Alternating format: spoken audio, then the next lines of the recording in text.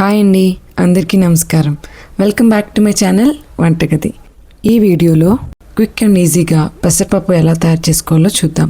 Process చాలా సింపుల్గా ఉంటుంది. ముందుగా ఒక బాండీ పెట్టుకొని బాండీలో ఆయిల్ యాడ్ చేసుకోవాలి. ఆయిల్ వేడెక్కాక 1 స్పూన్ జీలకర్ర, 1 స్పూన్ ఆవాలు యాడ్ చేసుకోవాలి.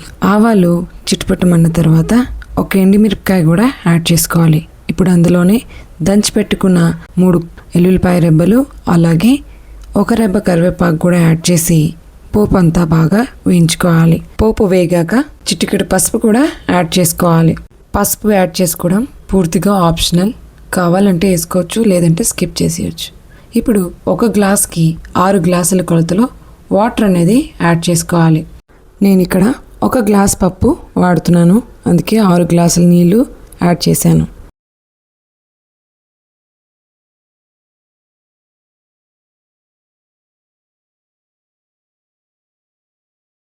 వాటర్ యాడ్ చేసుకున్న తర్వాత లిడ్ కవర్ చేసి వాటర్ని బాయిల్ అవనివ్వాలి. ఫ్లేమ్ని మీడియంకి అడ్జస్ట్ చేసుకోవాలి. ఒక 10 మినిట్స్ తర్వాత వాటర్ అనేది ఇలాగా బాయిల్ అవ్వడం స్టార్ట్ అయింది.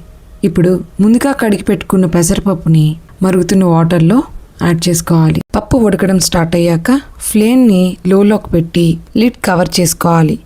ఈ లిడ్ కవర్ చేసేటప్పుడు చిన్న స్పేస్ అనేది విడిచిపెట్టాలి. 20 మినిట్స్ పాటు ఇలాగే కుక్ అవనివ్వాలి. 20 మినిట్స్ తర్వాత చూసినట్టయితే మనకి పప్పు చాలా సాఫ్ట్గా కుక్ అయిపోయింది. ఇప్పుడే మనం సాల్ట్ కూడా యాడ్ చేసుకోవాలి. ఇంకా సాఫ్ట్గా కావాలనుకుంటే సాల్ట్ యాడ్ చేసుకొని ఒకసారి పప్పు గుత్తుతో అంతా బాగా మెదుపుకుంటే థిక్ కన్సిస్టెన్సీ వస్తుంది. అంతే అండి, ఈ సింపుల్ రెసిపీ మీరు కూడా ట్రై చేసి మీకు ఎలా కుదిరిందో కామెంట్ రూపంలో తెలియజేయగలరు. స్టవ్ ఆఫ్ చేసి సర్వ్ చేసుకుంటే మన ఎంతో ఈజీ అయిన పెసరపప్పు రెడీ. ఈ పెసరపప్పు రైస్తో పర్ఫెక్ట్ కాంబినేషన్ అని చెప్పొచ్చు. నచ్చితే లైక్ చేయండి, షేర్ చేయండి. Thanks for watching. బాయ్.